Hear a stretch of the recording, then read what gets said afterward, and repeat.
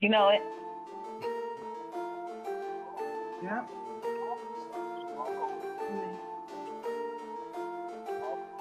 Cool.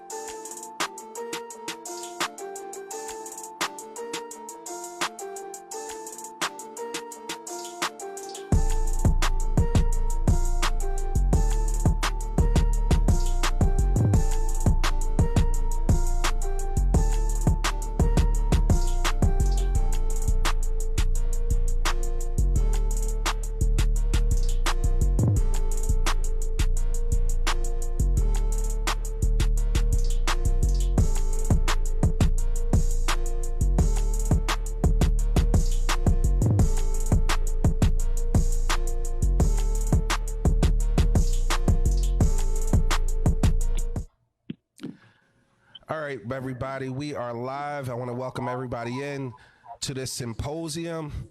We have some very special guests this evening.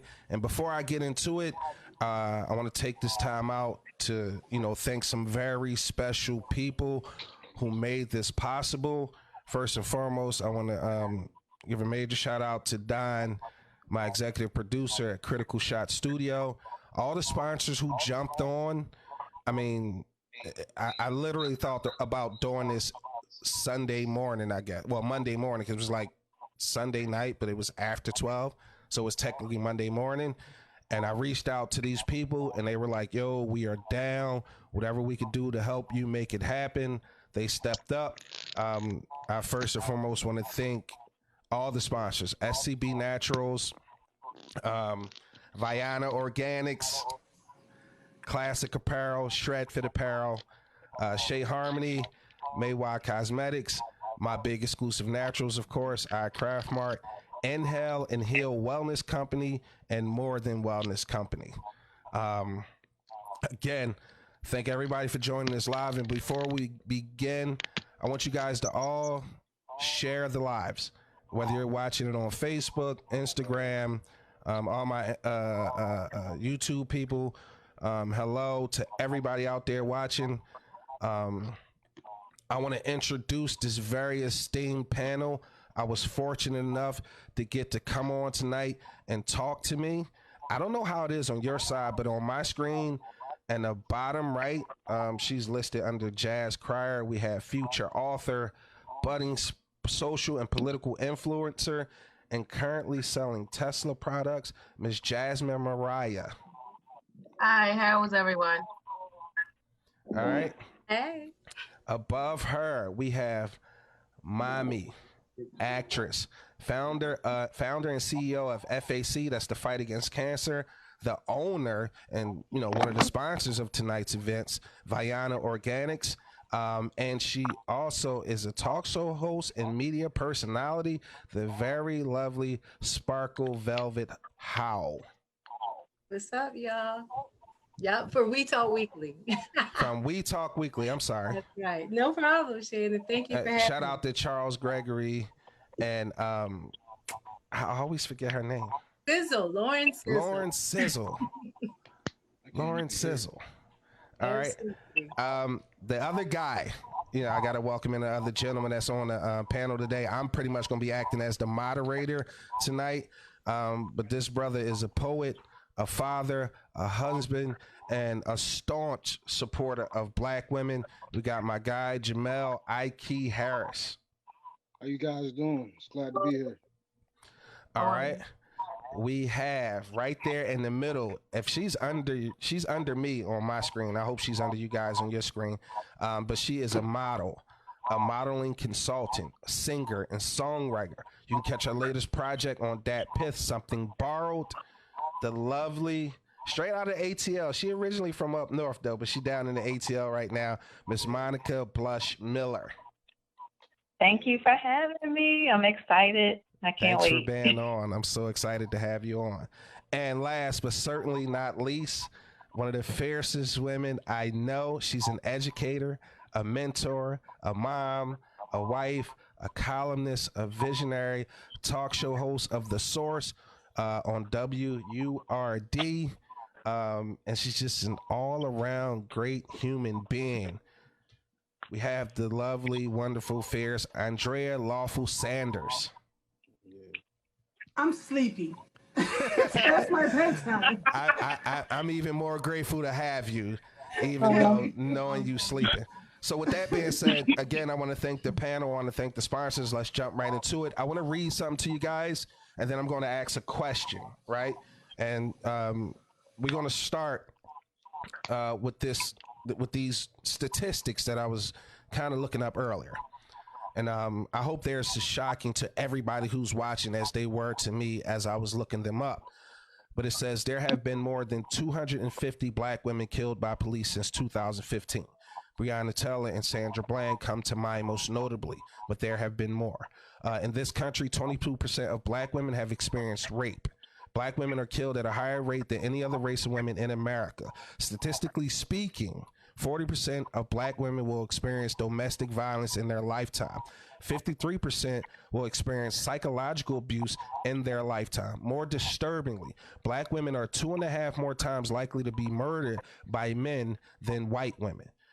In the overwhelming majority of these cases, 92%, the person who killed them knew their victim. 56% of these homicides were committed by current or former intimate partners. Nearly all, 92% of these killings were intraracial, which means they were committed by black men against black women. With those statistics being out there, my first question is, what is the biggest threat facing black women today? Great question. Monica, lead off. Well, I mean, honestly, if you go back to just the ideal of we are supposed to be a community, we support each other, or supposed to, women are natural leaders. But when we are dealing in a very, for lack of a better word, misogynist world where the man pretty much, you know, they're dominant, right? Because we put them in that place, right? There seems to be some type of confusion as far as where we fall as in a place, you know, like they forgot that without us there is no them. So it's almost like the biggest threat is the lack of care and concern with respect. And that goes for everybody, but in particular, our own men. You know what I mean? Like, if you see, you know, a lot of relationships, it's a lot of colorism with us, and we suffer that the most because we're most insecure. We are the most concerned about, you know, what people think and how we feel for ourselves and each other. We already, as women, compare ourselves to other women. So it doesn't help that the man that we want to be with, that we look up to, we want to build with, doesn't see us in the same way. So Andrea. it boils down to our confidence from, you know, it comes from the outside in more so. That's how I feel. Andrea, what do you feel the biggest threat to black women is today?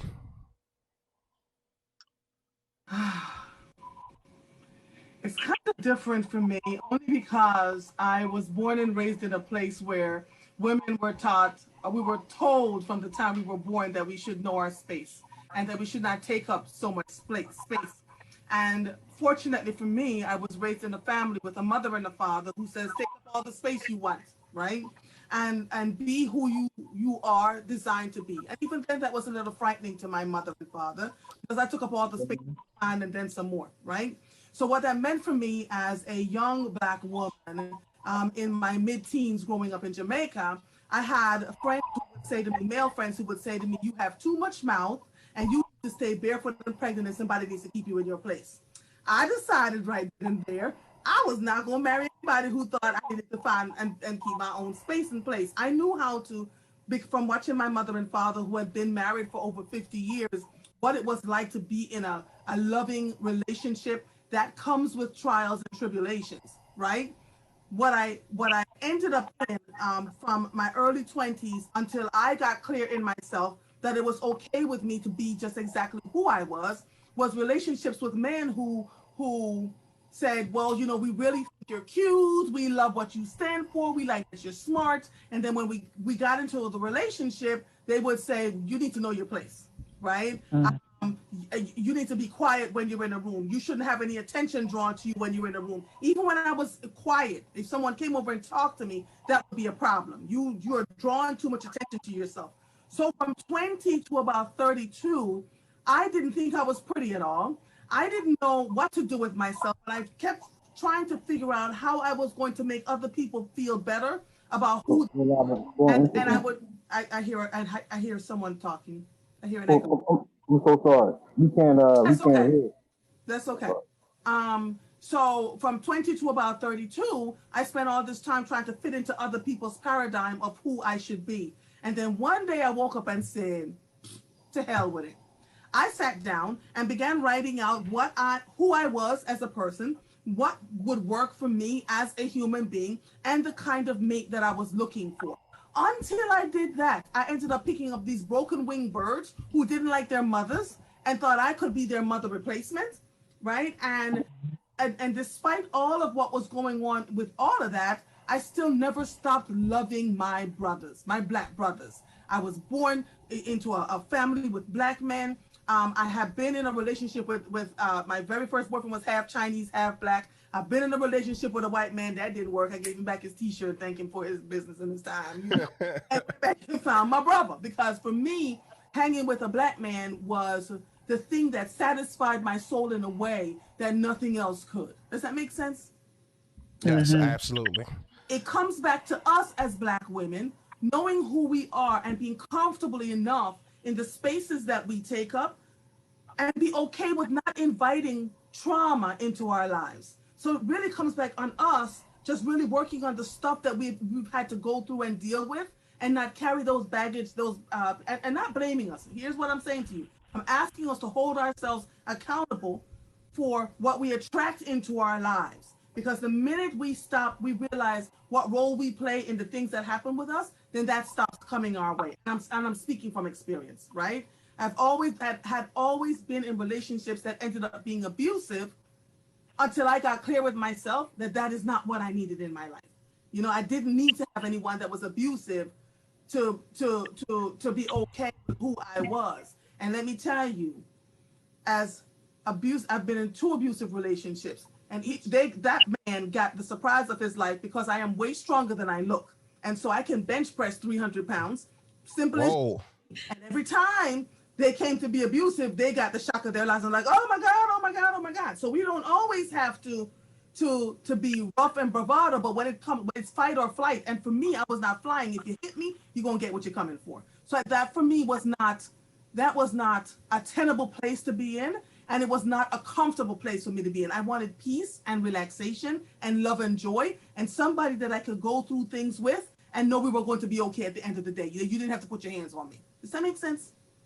Yes, absolutely. And if you guys are tuned in live, if you see me looking to my left or I'm looking off screen, it's because I have a monitor here so that I can see everybody and make adjustments real time.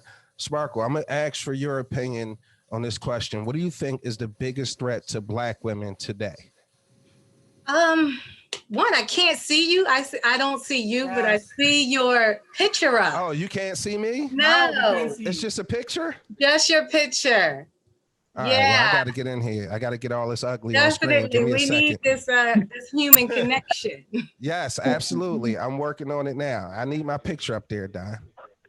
Yeah, get me up there. They want to see this handsome face, okay? Well, while you're working on that, I'll just, I'll answer the question. Is that cool?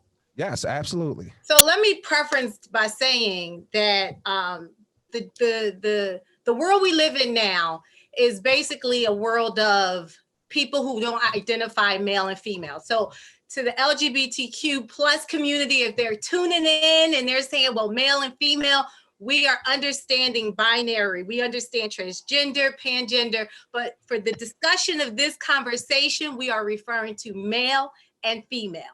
And I also want to preference that when we hear protect, it's not something that devalues a woman. You know, as my sister said, like she could bench 300. We're not saying that that means protecting us, that we don't have power.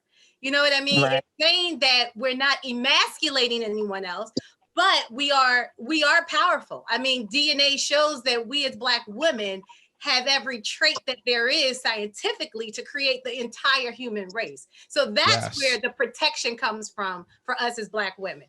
I believe that it starts in the womb. I think that it starts in the household. I think that it was something that we as Black people once had, and they saw the strength that we had. And I say they as the European counterparts of ours, and they wanted to divide and break that.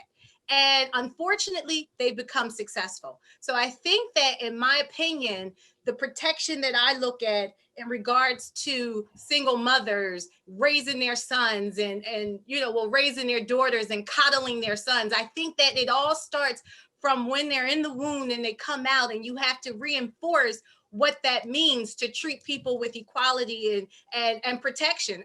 Behind me, as you can see, I had the Honorable Malcolm X up saying that the Black woman is the most undeserved, disrespected, unappreciated woman that there is. And I think that it starts with us. It starts with our own race. The colorism, it starts with, on both sides, the women and the women against colorism, but then the men preferably wanting the colorism and not wanting to appreciate other Black women. So I think it's a myriad of things that we can't discuss in a 2-hour time frame, but I hope that I just, hit on some pinpoints of things that we can think about to say, hey, we got to be accountable for that. Okay, Jameel, let's go to you now. What do you think, or what do you feel is the biggest threat facing Black women today? Can you guys hear me? Yeah. Yes. Mhm. All right, cool. So, my name is Jameel Harris. But to answer the question, the biggest threat to Black women, I think, is us men. It's us men and the society we live in today. Like, I think we shouldn't be afraid for a woman to lead. We just live in a society where that's not our society. So I think we should get back to our roots, which was a matriarch. And the men was there to lead as well. We was there mostly for force and brute force. And the women was our leaders. And we got to get back to being a village again and get back to holding you guys up as y'all should be. So I think the biggest threat is the Western society. This is not who we are. And we are in the struggle of fighting to try to fight to belong to something we don't belong to. And our women are end up being the battlefield through all this stuff. So I think we should take control, protect our women, and love on them. And that's what I think our problem is. We gotta get back to being who we are, and that's letting our women lead, we protect, and we lead as well. So we gotta get back to that. So that's what I think the problem is. Okay, Jazmin, not last but definitely not least, what do you think the biggest threat facing Black women is today? I've been waiting for this question. I have a lot of experience with it, unfortunately. And it's the emotional underdevelopment of African American men. Okay. And it's the biggest threat.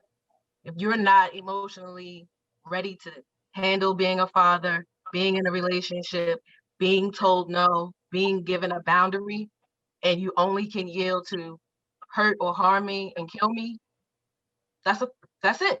That's the immediate threat. Those are based on the absolute statistics that you just stated, beginning this whole dialogue. I also do believe in supported by poor family structures, of course. I mean, a lot of people don't have an example. Men don't have an example how to be men, be fathers. Women don't have an examples anymore to be women, to be ladies. So it's a myriad of things that contribute to it. But when you really break it down, a loss of control, an inability to think clearly, to think cognitively, that's out the door when we are talking about monumental instances of the loss of Black women at the hands of Black men and other resources and other people and police. I mean, it doesn't just have to be there. However, and no accountability, because I feel like people who expose or find themselves killing somebody, there were way more characteristics that got there, way more. So it's a lot of breakdowns.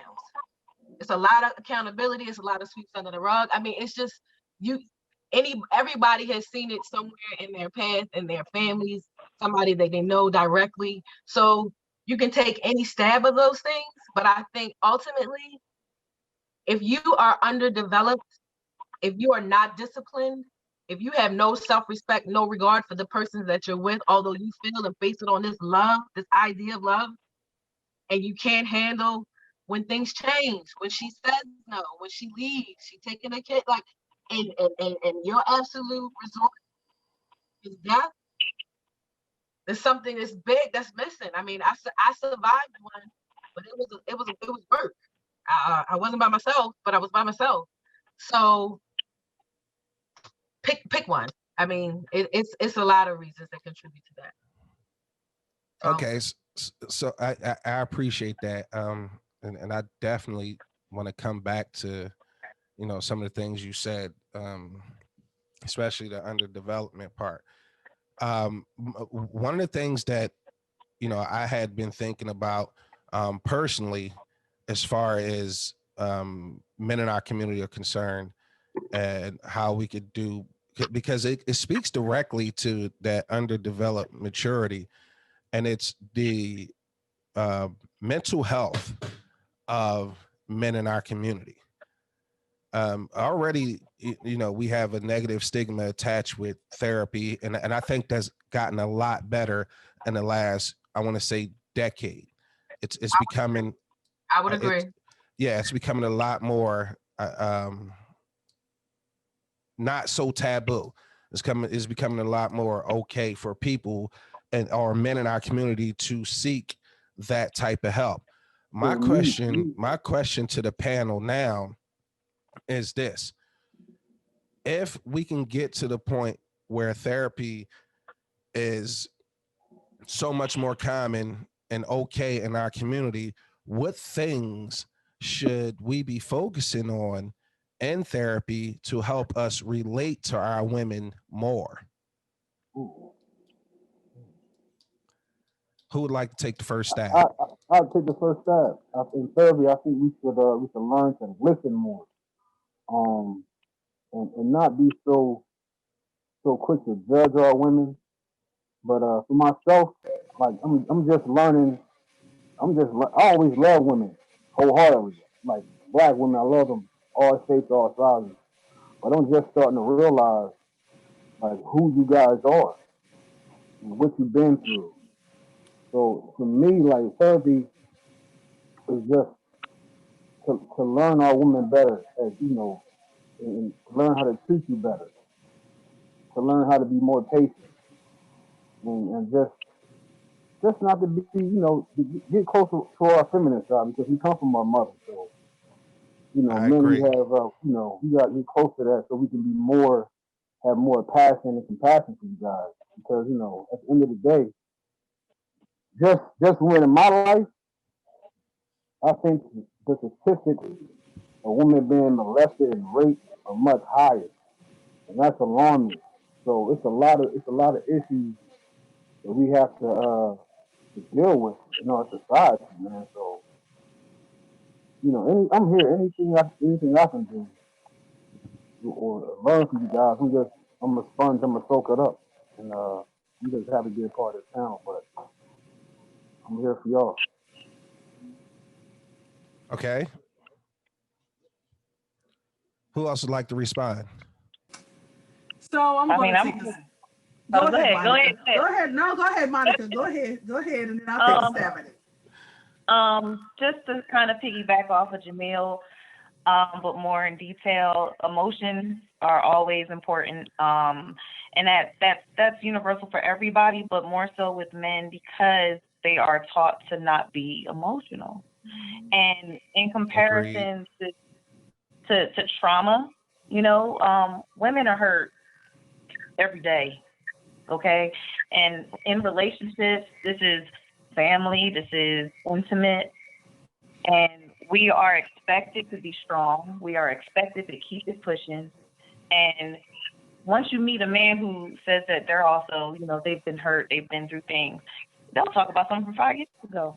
I was hurt last week. What are you talking about? Like, I need you to relate to me in the sense that when I tell you how I feel, you're not also telling me to man up. I want you to understand that you are also allowed to have emotions as well. So, we predominantly, most of us have been growing up in a single household with just mom. So who's to say that most of these men grew up resenting their mom because they feel as though mom is the reason why dad's around? Maybe that's why they project that anger or that that just lack of respect in general, because they might be just putting that on who they're with when it really needs to be confronted with, maybe you need to talk to your mom. Maybe you need to figure this out. Or maybe you need to talk to your father if you know who he is and see why it wasn't the way it should have been for you. But, it's like there's a lot of trauma when it comes to expression, when it comes to listening to someone else express themselves. You have to learn how to listen to how someone feels without telling them that's not really what it is. It's not your job to tell somebody how they feel. Your job is to listen. So when you are dealing with, men that have always held in how they feel, or they feel ashamed to even say it, even when there's only one person listening, they have to be trained to know that it's okay. You shouldn't just cry because somebody passed away. You should cry because you hurt. And you shouldn't be ridiculed for it. And when a woman comes to you with that same thing, don't make her feel that she shouldn't have came to you, or don't compare her to another situation when she's talking about her situation. So it's really about opening for me. My answer.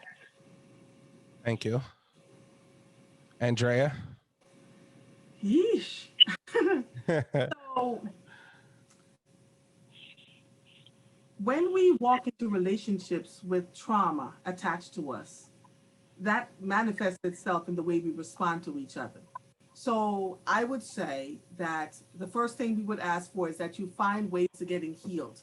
But then when we're asking Black men to be healed, we have to also be healed ourselves, right? Because we're asking them to do something, and then we're carrying into the relationship with them the things from that we just never had to, we just didn't have time to deal with, or we chose not to deal with. And to have a really good relationship is going to require, and my husband says this to me all the time, and I'll share the story. Tomorrow, my husband and I are actually getting on an interview together to talk about relationship and how it works and why it works for us and everybody. If they ask me one more time, my husband, because I talk about him on social media all the time, of what is possible with our Black men, right? My husband says to me all the time that men are more sensitive than women are. But they were taught from a young age to buck up, not say what's on their mind, not say how they feel. They can't go through anything. And I remember the first time when he and I we began dating. No, this was, we got married. We were married, and my husband is an engineer, and he teaches robotics now in the second career. And he came home one day, walked through the door, dropped his briefcase, walked into my arms, and just started to cry. I didn't say anything. I just held on to him and I let him cry. And he didn't say anything to me for the rest of the night. I said, I'll fix you something to eat. He said, I don't want to eat. So I sat there on the sofa with him that night and he fell asleep just that way. Some hours later, he awakened and he said to me, I have never experienced that in my life where I was with someone who would allow me to be myself and not ask anything or not tell me that, you know, you're crazy, why are you crying, da da da da. It turned out that there was just some trauma going on as a black man. Black men face all kinds of shiggity every day when they walk out the door. And if there's no place for them to walk in and unload without feeling like they have to be all manly about it, you know, that night was pivotal to my relationship with my husband, because he understood that he could get into his most vulnerable space the same way I could get into my most vulnerable space with him. It completely made our relationship grow. And so, you know, when there are things that he's doing that irks the hell out of me, because let me tell you, here's the other thing: we're not perfect people, and so we're going to do and say things that are not. It shouldn't turn into something fatal. You should just be able to say, you know what? Like today, I'm getting on the air. I have a live radio show. He called me and says the plumbers are here and they're talking about the toilet seat. Dude, why are you calling me about the toilet seat? I'm 2 minutes away from going on the air. Don't talk to me. But what I ended up doing after I did that was texting him and saying, I am so sorry. I was under a little bit of pressure from going live on the air. Did you get the toilet seat thing resolved? Do you see the difference there? Right? So you can feel the emotion, but then swivel back and say, I didn't mean to handle it that way. And he was so cool. He was like, yeah, I understand. And so it's the communication. The line of communication has to be so open and viscerally honest. And you can't expect it to be 100% wonderful all the time. So I would say, let the men, when they go, let them find ways to heal, right? And to deal with their traumas. And remember that in order for them to learn how to treat us well, they have to unlearn a whole bunch of things that they've learned their whole lives growing up, right? Agreed. Where are we in our level of healing so that we can be a part of that or not? Does that make sense? Yes, absolutely. Okay. Spark, Sir. what you got for me? I think that a lot of good points tonight, and just to piggyback off of that, my parents were divorced. I was like 8. It's 4 siblings, and my father raised me. A man from 25th and Lehigh, raised 2 girls and 2 boys in Mount Airy. And I tended to, very close relationship with my mom, I'll add, but I tended to emulate what I saw with 2 older brothers and a father. Being from where my father was from, I started to do more of the masculine side of things. You know what I mean? And I think I saw a lot of what is considered rape culture from the media, from music, you know, depositing those things that was once okay. I mean, you can listen to the R. Kelly, the Belle Biv DeVoe. It's just certain lyrics that is on mainstream media that subconsciously we are taking in every day and not realizing it. And then you wonder why you're doing what you do. If you ride down the street and you see a poster of McDonald's and you keep seeing it, by the time you get to your destination, you're going to think you craving McDonald's, but it was subconsciously things were planted in your head. So I think that a lot of what we go through is a lot of what the media inserts into our lives, a lot of what, you know, we see growing up. And I think that, you know, it's even bigger. We got a lot of things in our community with the molestation, sex trafficking, domestic violence, sexual harassment in the workplace. There's so many different things. And it goes back to therapy. It goes back to the wound. It goes back to building our children up when they are born and they come out, treating them like kings and queens and letting them know, especially our young men, you can be vulnerable. And that to me is even stronger. I have three girls and 1 boy. And my son, who's now, I got a 25, 24, 23, and 19-year-old. And my son always, you know, when him and his sisters would argue, he wouldn't touch his sisters. He'd be like, Mom, can you get her? Can you get her? But, and I've never said this out loud, but all 4 of them have seen their father try to kill me when I was about to leave him.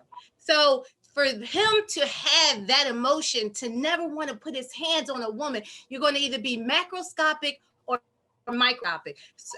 Therapy is beautiful and it's amazing, but it only works if you want it to work. It is supposed to allow you to have those aha moments as to why you treat your significant other that way or why you making those choices. That is what therapy does. It is then supposed to allow you to say, okay, what can I resolve in my life on why I'm doing what I'm doing to make better choices. Thank you. Thank you. Thank you. Jazz, can we come to you now?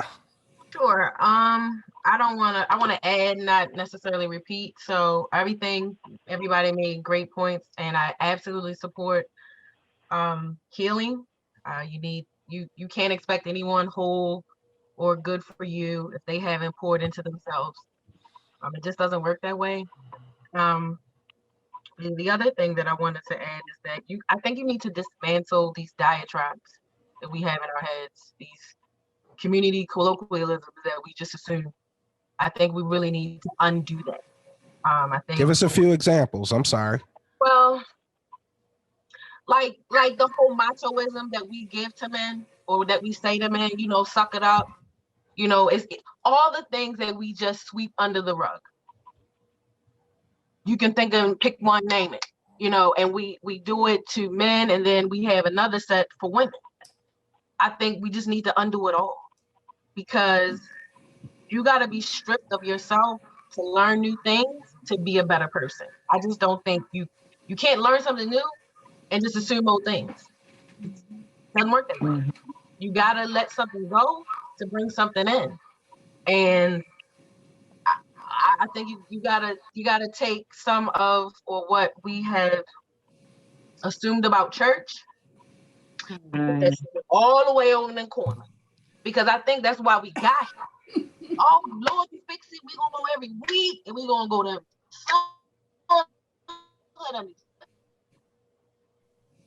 yeah.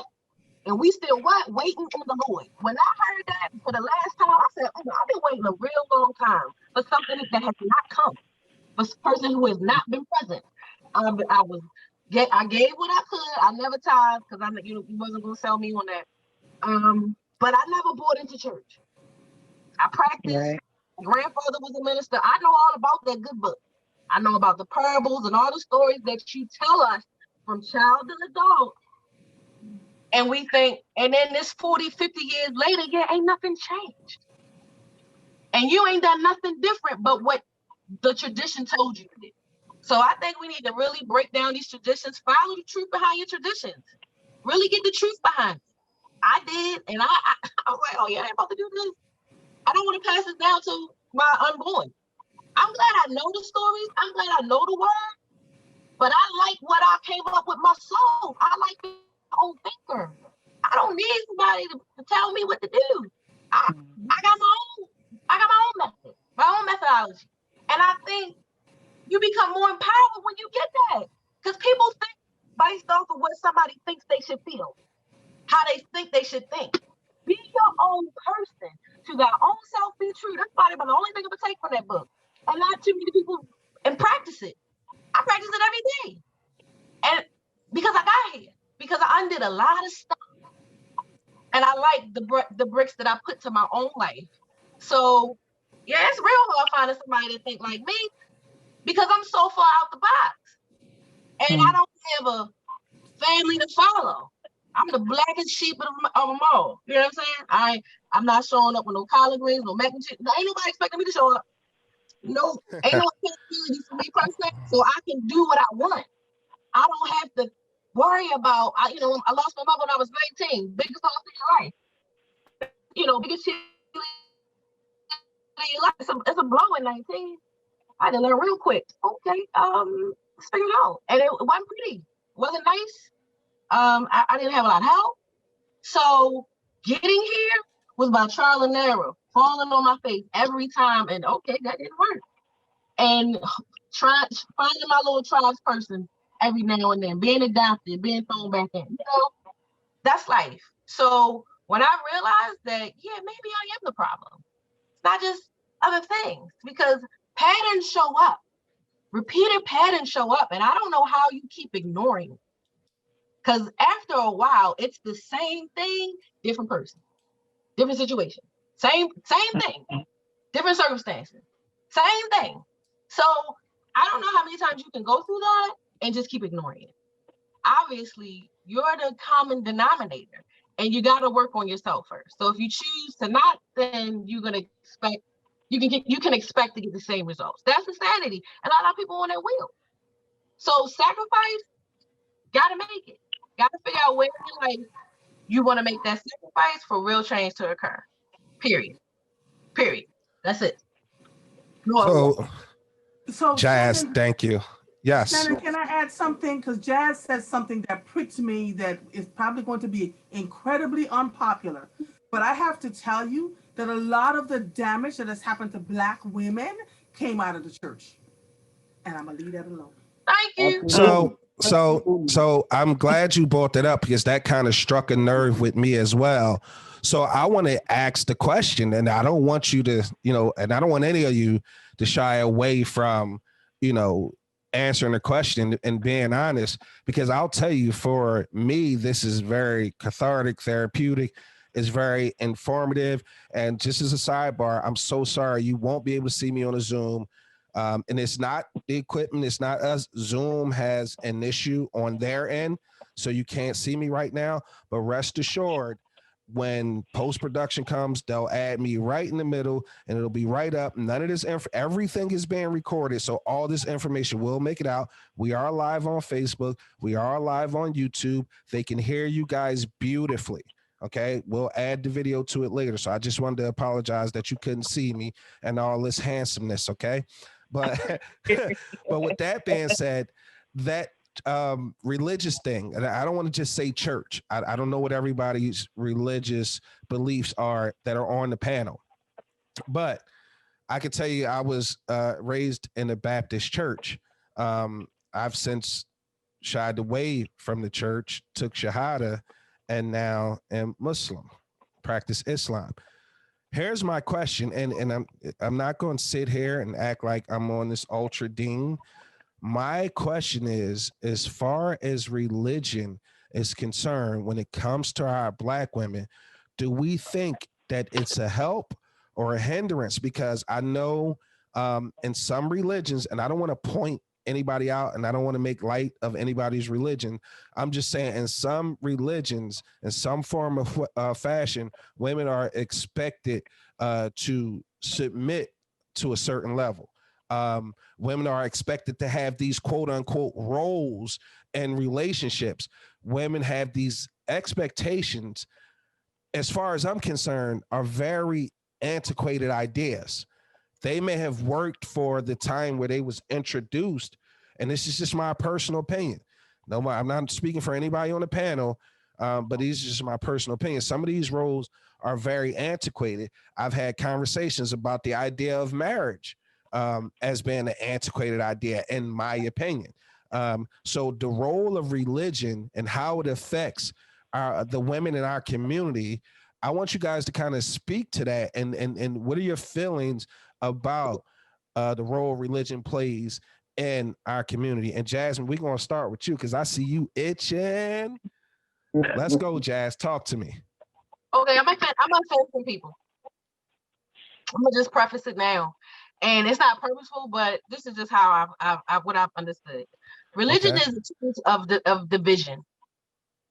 It is a divisive tool, and it is effective as a mother. Mm-hmm. Religion is based off your belief, right? Okay, all right. When I went down this rabbit hole, and I only wanted to start because I've practiced, I've read, I've studied, so I know. When I got to the point where the religions all have a similar God, the similarities of 25, the age of 33, all of these stories had these similarities. So as I went more and more down the rabbit hole, why are they so similar but yet a little different? They are different based off the region and where the story came from. And then, of course, the region denotes why there's a little variable story here and it's different here and it's different things. It's effective because everybody is fighting to believe and make you believe that their God is the best God. Okay. And that's bullshit, right? That's bullshit to me. Okay. So if you believe your thing and you believe your thing and we believe it, so when are we gonna get the humanity thing in order? When is humanity back in order? Because we've had thousands and thousands of years of wars, like right now, religious wars. What are we fighting for? Do we really know? I mean, do we really know? Because who's gonna win here? Whose religion is winning? So I think, again, we need to undo a lot of stuff, and it really needs to be in worship. Because God, the prime creator, that is real. There is that entity does exist. But when you really break down how we have made such a division of one's religion and this religion, how is that really God? I thought we was all one, right? Oh, sexuality, culture, creed. So it's convenient for who's up first to say that their religion is better, X, Y, and Z. How it plays in women, you just said it. You got ones that give you a little bit more leeway than others. And there's a lot of rigidity on this one. So again, I just think it's just a tool to keep this set of people and these sets of people practicing this and believing this here in this region. I believe that this religion is put here and there to keep these people here and there. And I just think that we just keep going back and forth and in circles, and we really not going nowhere. Only do we is when we have some global fucking crisis. That's what, oh, we giving, we sharing, oh, we love you, we coming, yeah, but why we can't do that without the trauma, without the PTSD? Why you just can't be good every day? Why I gotta be something that causes you to be humane, to be compassionate and understanding? Just why you just be that every day? So I feel like I struggle with what one person can change. Yeah, one person can change, but it takes a lot of people to assume the same thought process for the change to really to be effective. And I'm the only one that think like this. Like so it's like I feel like it's got to be drastic change, and yeah, argumentative change for stuff that let's really shake these bleachers. I'm sick of this bullshit today. I'm sick of being overlooked. I'm sick of being dogged out because I'm ready to wreck shop. And I'm not trying to go to jail, and I'm not trying to get beat up, and I'm not trying to get hurt, but I'm ready to fight. But I'm a lady. I should be limited, and I should be this all the fucking time. And that's just so fucking unrealistic. And as all these things keep unfolding, yeah, I'm tired. I'm really tired. So when this opportunity came about, I was like, yeah, I needed this. I needed this little platform because it needs to be said. And I'm gonna be the one to say it. So let's get rid of the religion. Let's break that down. Let's break that all the way down.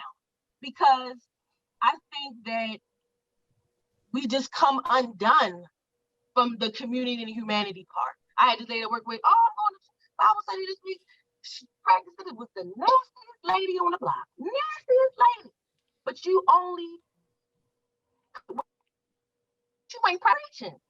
But you there every day. You don't get no points for showing up, lady. It's about your being. It's about who you do, how you are. And so that's why I came undone from the church. Oh, ain't nobody. What would Jesus do? Ain't nobody giving a fuck about what would Jesus do. Ain't nobody acting like that. But y'all showing up every goddamn Sunday and putting your money to the preacher. Oh, okay. All right, that makes real sense. Because that's solving a lot of shit out here. Okay. Yeah, so I just became undone from it. I just became undone from it because, yeah, I knew it. It was my youth. But I don't belong here.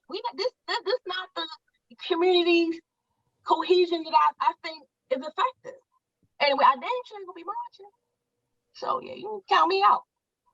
All right, I'm done. Mel, let's head over to you, Mel.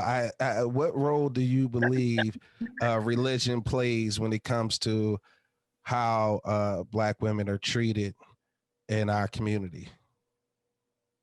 all religions, if not most of them, I think they all basically they start off by giving you making you feel that women are blamed for everything, and that's not the case.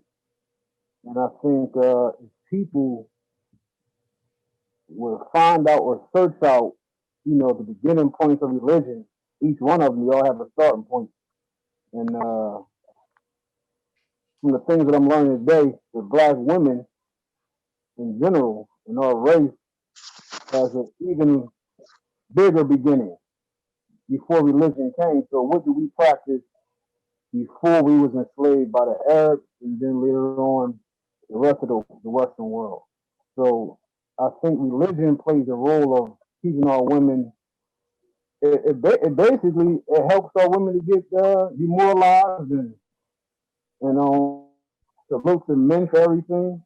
But you can use religion as a tool if you have a good heart. So it's always the intent.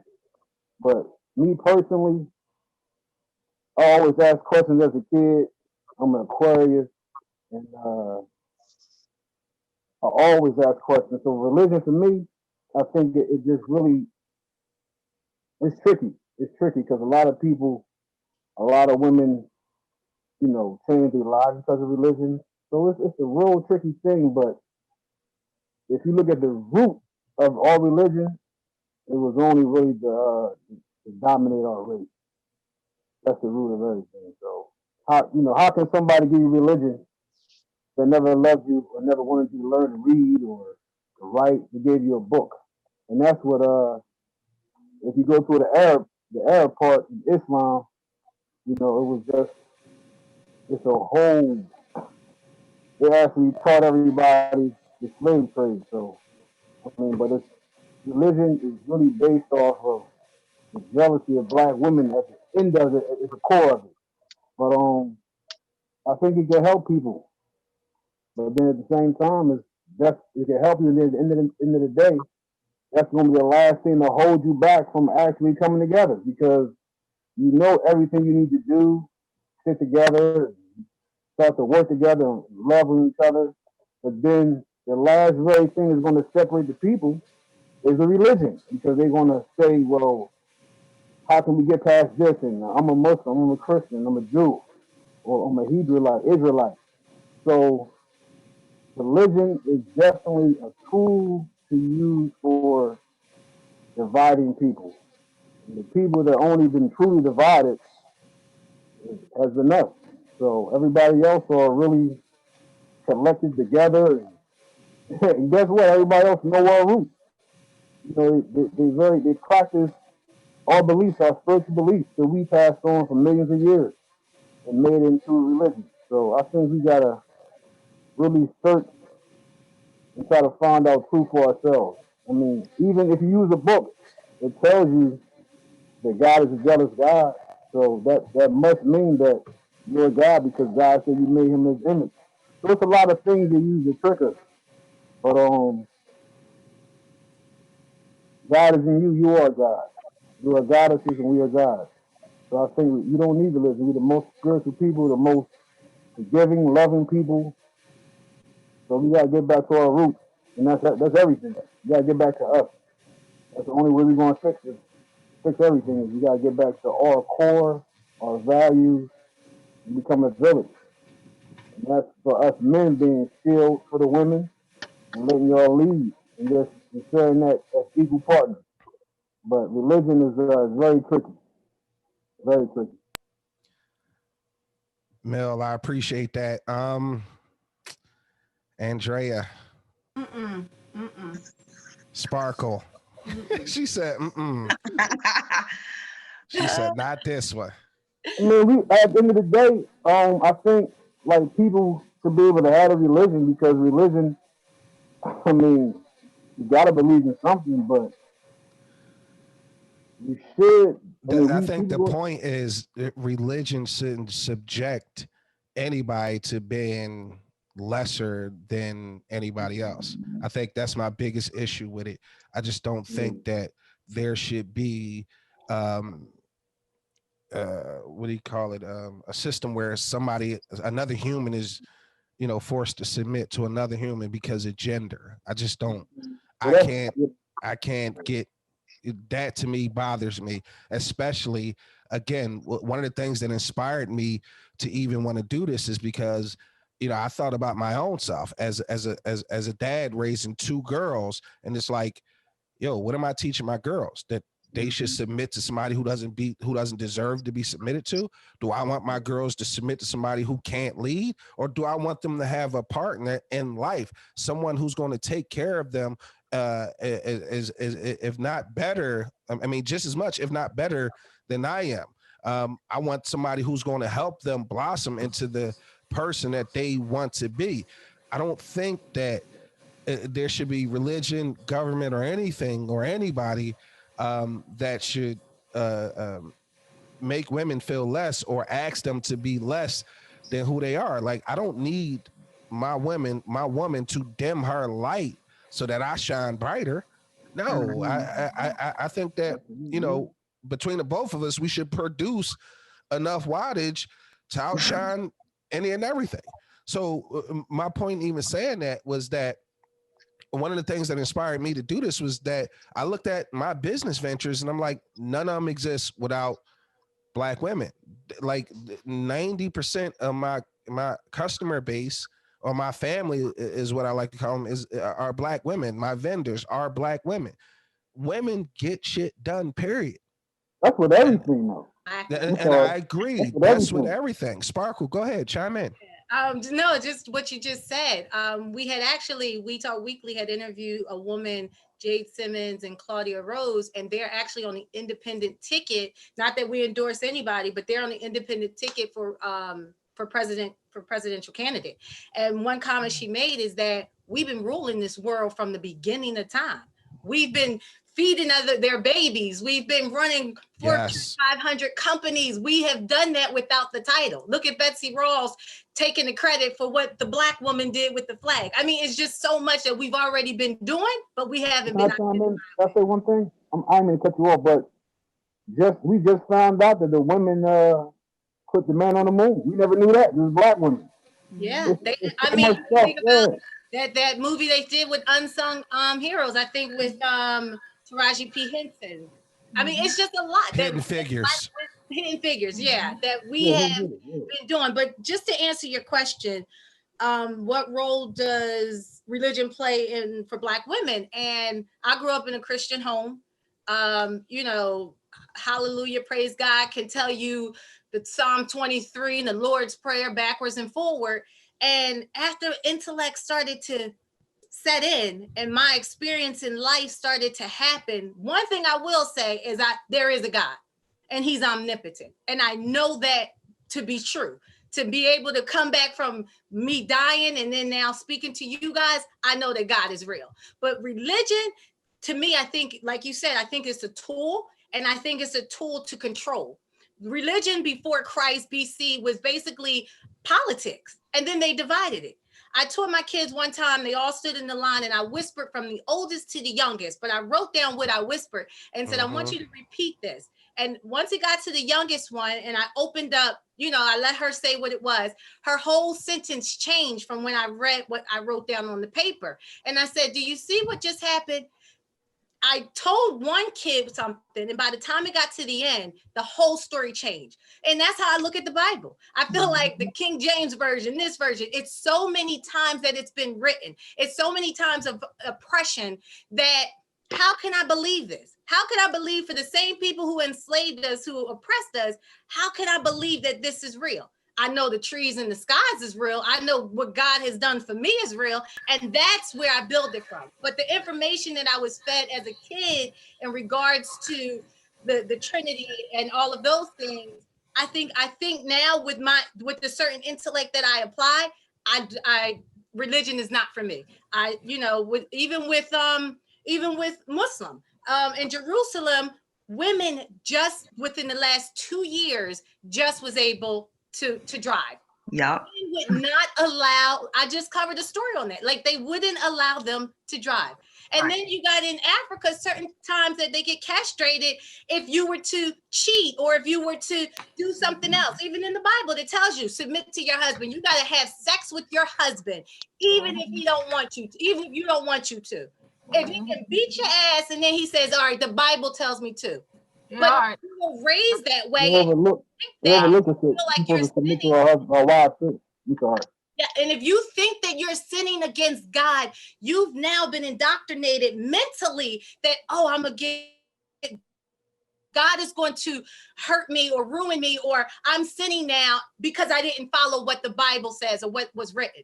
The one thing that I do know is that God is real. And when I need to connect with him and talk with him, I do it while I'm on my knees. I do it while I'm in my car. I do it while I'm walking, because I know I have that personal relationship with who he is and what he's done for me.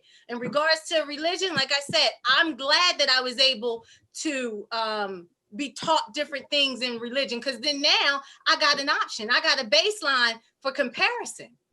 You know, I know who to call on, but I also know as I've grown, I look at more of Buddhism in regards to my moral compass and things of integrity and humanity. Those are the things that drive me a little bit more in regards to, if I had to say, okay, a religion that talks about that type of, you know, that moral compass, that integrity portion, and how I connect with the universe and energy, then I would look at that to more say on how I would reflect on how I live my life. Okay, so with that being said, we're about at 9:20. Again, thank you 8:20. guys. 20. 8:20. I'm sorry, 8:20. 9 o'clock is over, right? But what I wanted to get into now is the gist of why we here, which is the whole point of the symposium, is, you know, how, and I want each one of you guys to chime in on this. How do we, as a community of Black brothers, protect our sisters in our community? Dan? Who wants to go first? One at a time. Monica, you go. Let's start with our children. Let's start with our daughters. Let's start with understanding the term of double standards and raising our kids to be on the same plane, instead of telling your sons that they're allowed to do one thing and their daughters can't, or making your daughters do a little above and beyond to cover themselves or to not be children, or raising them to be ashamed of the fact that they are little girls. You have some men that, you know, once they have a child in general, you know, a man changes. You know, their eyes open, they realize they have something in someone that depends on them and they have to take care of. But it changes, like it's different for men to raise a daughter than it is for them to raise a son. When they raise a son, they're building something that is like them. It's a mini me of them, but they're very cautious with their children. They're very extremely like overprotective with their daughter, as if to say, whatever happens subliminally, it's your fault. So when they're around certain people, I want to make sure that you're out of sight, or that, you know, you're you know, not necessarily uncomfortable, but different when there's company. You don't teach them that, like, even as a teenager, you don't teach them that having emotions for the opposite sex is okay, but it's fine for the boy to do so. But you're forgetting that the boy has to like a girl, and that same girl is being told the same things that you're telling your daughter. So you have to make some sort of equality and balance when it comes to raising both your sons and your daughters. Um, as young women, when you're not being 100% with the dangers of being a woman, when you give the false security, and I'm saying this as if to say, you're not always going to be surrounded or near someone that can literally physically protect you. So when you don't tell a woman how to protect herself, when you don't give her the confidence to know that she is able to speak for herself, when you make her feel as though when she's in the presence of a man that what he says is gold. You have to give a woman the the room and the confidence to feel as though that she is able to speak up. And then as a woman, when you are trying to build a family or you're trying to at least be courted to be considered, as someone to build with, don't don't have her feel as though she has to conform. So it's more so there's work both ways. I have to sacrifice on my own, not compromise myself to make you happy, if that makes sense. Like I accept people for who they are, and if it doesn't work out, I still accepted you because I can't change you. That's not my job. But as a woman, I know, my capabilities and my talents. I know how to be domesticated. I know how to, you know, be there in that role for him. But I need the man to also understand that not only does he have a role and a placement, but he has to understand where I am for both of us to work. Um, I think that, there's a misunderstanding with the sensitivity of a woman versus treating her like she's sensitive all the time. So, nobody likes to be told they're being sensitive when they're not. You know, Being passionate about how you feel isn't being sensitive, it's being vocal. And there should be an allowance to be able to do that. Um, if if men can take away the subjective parts, like for example, every woman is different, right? Whether rich, poor, you know them, you don't know them, celebrity, or just a woman on the street. If you take away what you feel for that person, if you feel as though she's a whore, or I knew her from back in the day, she came from money, she thinks she all that, or she only date white men, or just anything that is a personal opinion. If you take all of those things away, she's a woman, period. If you see something happening that is disrespectful to a woman, are you going to sit back and say, no, I'm not going to help her because I remember when she was sucking dick on Passion? Like, what are you doing? Like, that out. You know what I'm saying? Like, you have to take away the fact of I'm only going to care because it's somebody I know, my mom, my sister.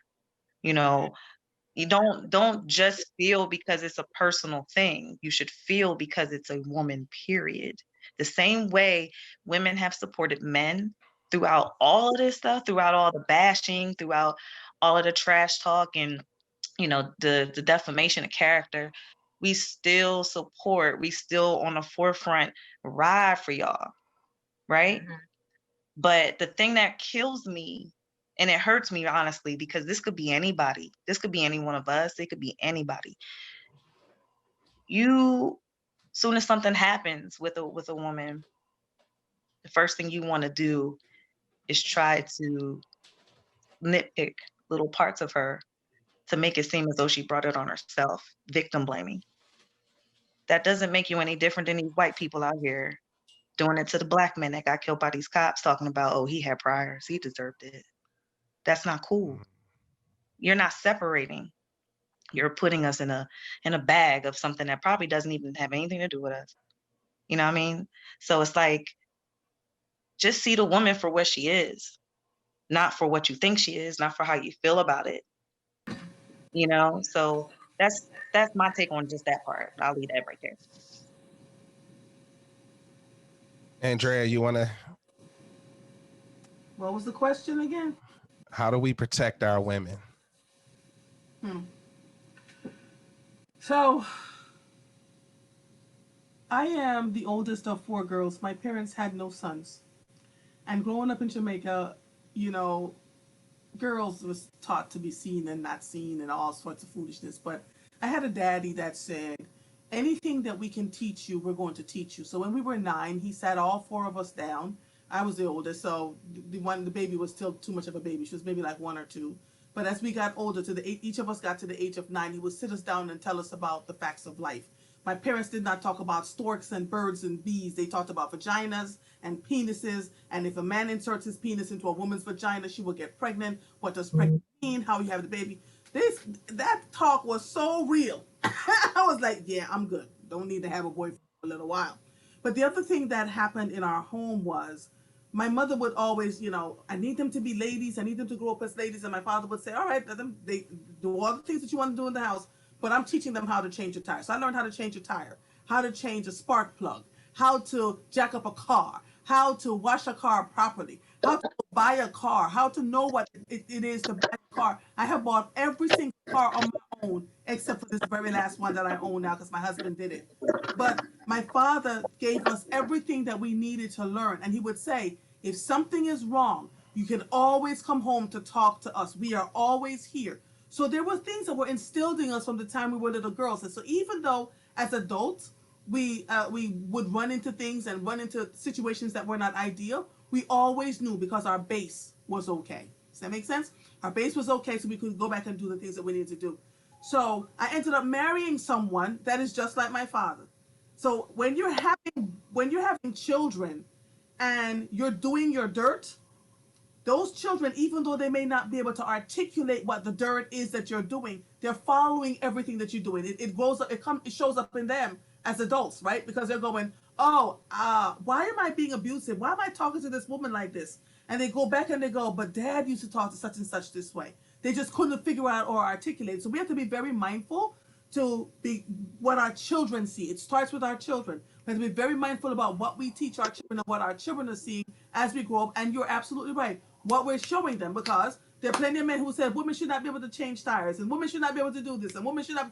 The gender conforming stuff, we got to cut that out, right? Because that has saved my life in more ways than 10. And even now in my marriage, I love my husband. People are like, well, I travel a lot. I used to travel a lot before COVID for work. And I would make dinner because, Jamaican, got to make sure all these other foods put together. I put some in the freezer, Not because I had to, but damn it, because I love my man. And I wanted to make sure he would eat. And so he would make sure that when I came off the plane, that I had something to eat. The sheets were changed on the bed. We didn't go through if you have to cook. So he would cook. My husband still makes me breakfast every single morning. I make dinner, right? We do that. He does all the laundry. I fold and put away. If he gets home and he's too tired, I'm the one taking the trash out. What are y'all talking about? We don't sit around and go, well, that's your role and that's my role. We look at where we are and how we can support each other. And so that's what I want people to get from this. Stop trying to figure out what society wants you to do and you figure out what works for you as an individual and what you're seeking in a relationship, right? Because if you're going to follow what society tells, you're going to be miserable as hell for the rest of your life. Do what works for you and it'll work itself out. And my sister Jazz, I used to think, listen, honey, if you get on my Facebook page, you say this chick is crazy as hell. I literally conform to absolutely nothing. Facts. I got an amazing husband. Do you understand, child? There is someone that will find their way to you simply if you continue to stay in your most authentic space. He, she, whoever it is that loves you just the way you are will find you just the way you are. It is when we put on that representative, when we start to fake it and start to try and be something that we are not, when it's really difficult to find somebody because they're like, well, this is the person that I met, but this is not who you really are once I got into a relationship with you. Stay true to yourself always. You hear me? It comes full circle. My husband watched me for 5 years before he asked me out.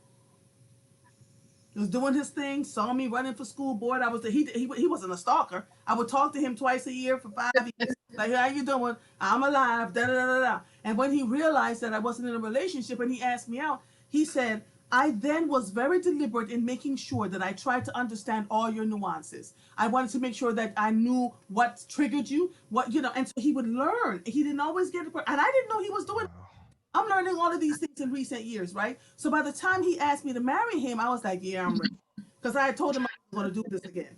And then he went to my sons and asked them first. He said to them and talked to my parents. So like he's a man's man who doesn't have to raise his voice because he's never raised his voice to me. I met him in 2005. It's been 15 years, right? And so, and he says to me, a man that has to shout and raise his voice and says, I'm a man is not a man. He doesn't have the time. If you have have to tell somebody you're a man. You're the exact opposite of what you're telling them you are. Just be who you are and walk calmly in who you are, and it'll work itself out. My husband will say, and he'll say, Andrea. And it's just the way he says the Andrea. Then Right. voice didn't, and I go, dang. Right. And all right, okay, you know. So it doesn't require all of that. It doesn't require the roughness and the screaming and the ranting and the raving. When there's a mutual respect for each other, you don't have to go through all of that. It's just a simple thing. If my smile turns upside down, my husband goes, "Whoa, what's the matter? How can I fix it? What do you need?" You know, I ride my bicycle all the time here, and there are people out there now jumping out of bushes trying to help hurt people. He put pepper spray on my bicycle. He created some things with his little engineering mind and put it all over my bicycle that I can just literally flick up, and it's a done deal. He said, "I want you to live to come back home to me. We'll worry about bail money later." He said, "But I'm gonna take you out. I got you." Right? And that, for me, that is protection. When I go out in the mornings, I don't go out in the mornings by myself. He's standing right there helping me put the bicycle on. Call me when you get there. All right, I'll make you breakfast when you go. Like all of those things that we take for granted or we try to assign gender roles to, we really should not. There is nothing I wouldn't do for that man. And he's a nerd to the 10th degree. And there's nothing he wouldn't do for me. We have to get to those places in our lives where we can say, this is what is okay.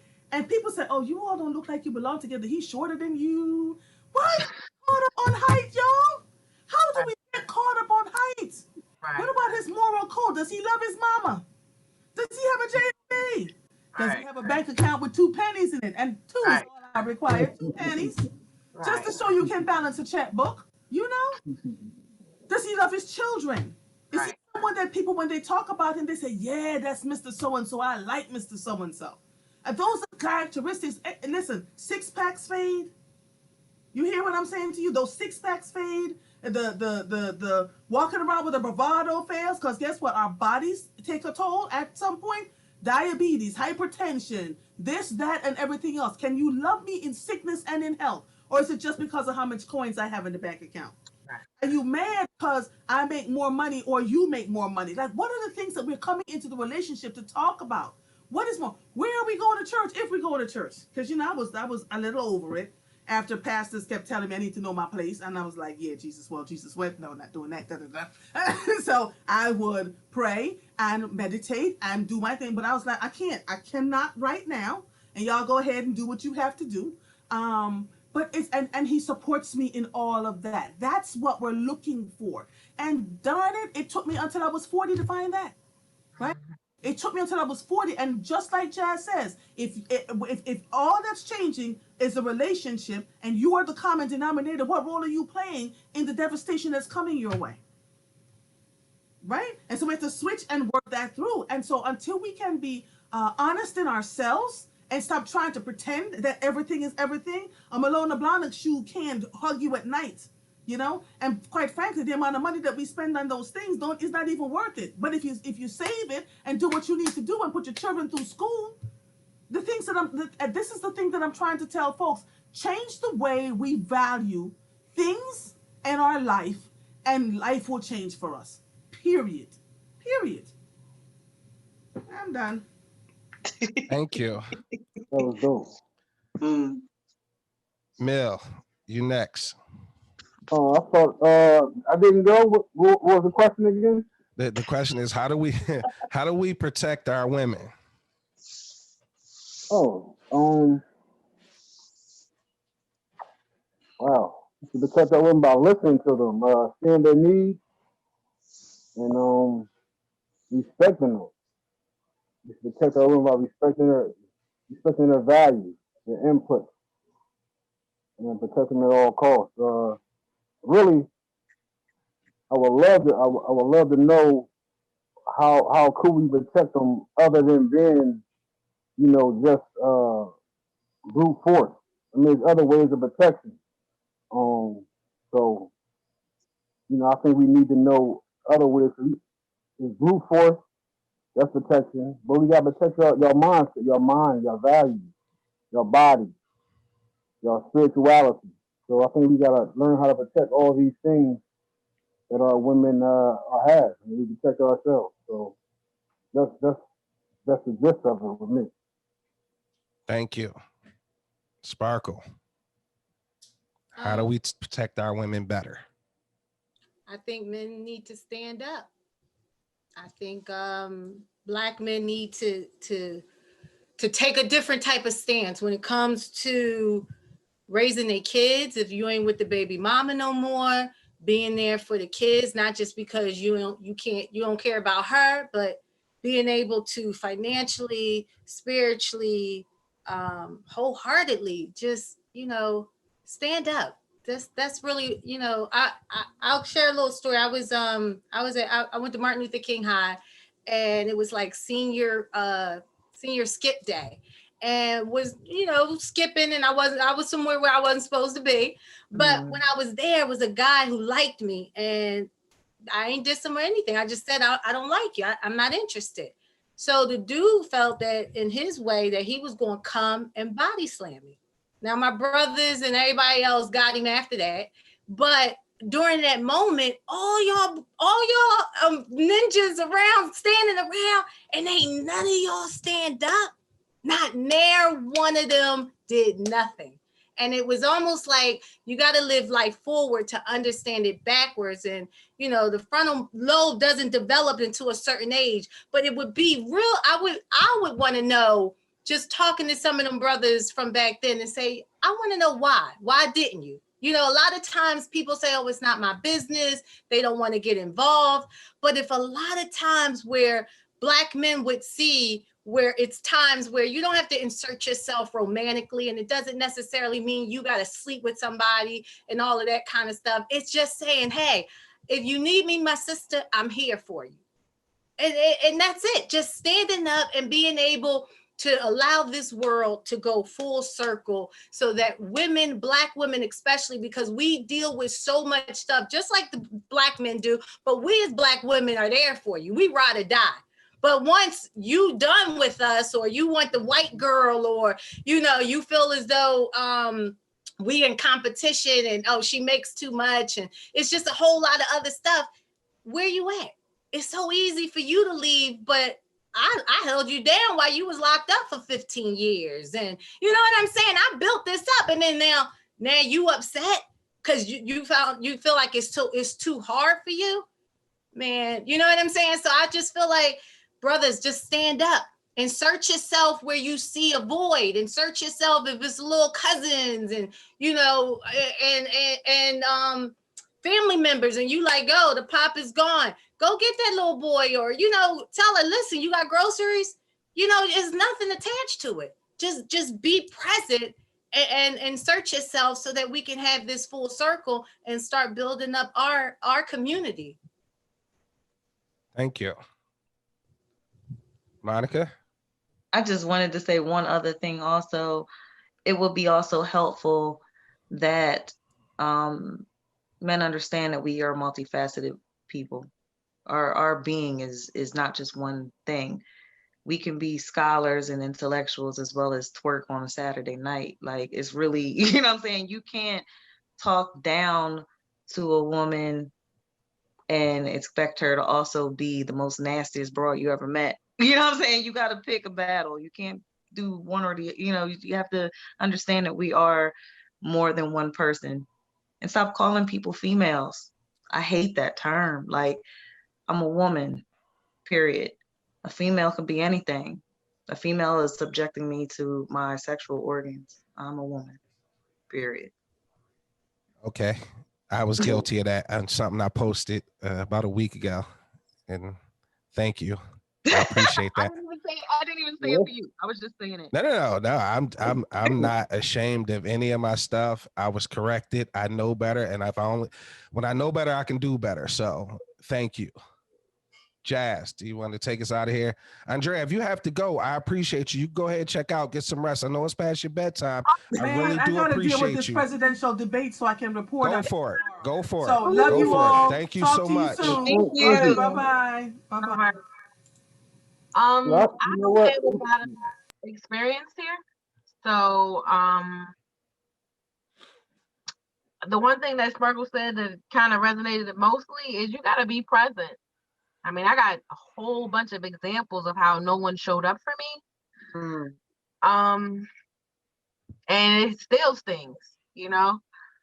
But I don't know. I don't have an answer here, right? Okay.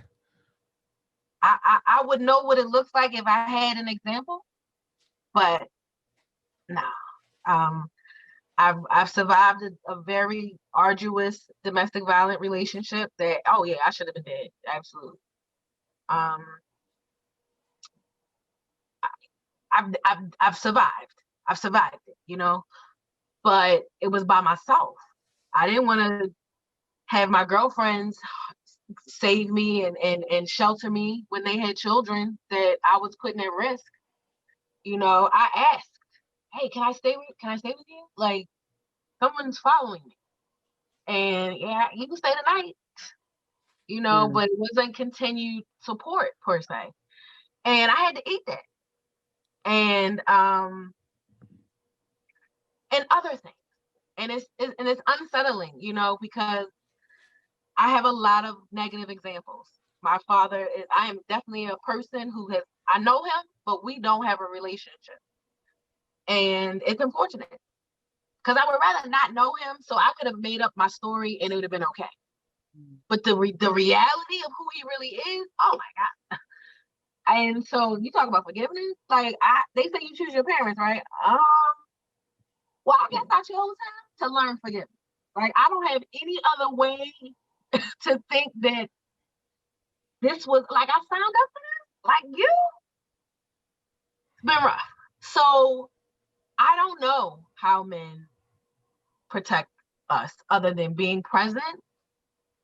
And when somebody asks you, you help them. Like, don't say no. Don't just yield to my mother, my sister, my cousin, my aunt. I don't want to. Exactly. I need your help too. So when I found myself being assaulted by some man that I gave a boundary to, I set a limit, and he assaulted me, and we were fighting in my place, and there were 3 grown adult men below me. So they heard the ruckus, they heard me fighting, help, nothing, no rescue. And I said, yeah, had this ended with WJZ, with a, death, oh, y'all would have been the first ones on that. Oh, yeah, we heard all the ruckus and that. So why you ain't help us? Because that's would have been that stance. It wouldn't have been, oh, yeah, we went in and we heard and we rescued and we saved and we got them and we beat them up. It wasn't that. And these are men of daughters. Oh, okay, so you're okay with a grown woman getting beat up, but if it's your own daughter, you're going to do something about it. Exactly. So it was just so divisive, and I was tired of it then. So yeah, I didn't feel safe there anymore because it could happen again, and I know y'all not gonna react. So let me surround myself with people who support me and gonna show it. Like we all know, we quick to respond, quick to help. We see it all the time, these humanitarian Good Samaritan videos. But when it's us, let me think first. Why? Yeah, yes, you could be in harm's way. You could be in danger. But ain't the rest of everybody be taken? But you yell to when it's a Black person. You yell when it's a Black woman. And I got a problem with that. We rescue everybody. Everybody. But we don't have no voice. We don't have nothing that says, you know what? I'm protecting this culture, this person, this embodiment without a shadow of a doubt. I ran across a YouTube video not too long ago. A white woman, she was asking a question to, I think it was a Native American, like the Indian tribe or whatever. And the 2 women was like, yep, that's it. We're not taking no more questions from you. That was it. We done. And the white man came right up and defended the lady. And the Native American woman stated, like, yeah, you see how quick you was able to come to her aid? You see how quick you was ready to defend her because we shut her down? Yeah, we don't have none of that. We don't have none of that. And I was like, yeah, and we don't either. Black women don't have it either. White women are only people. Lord.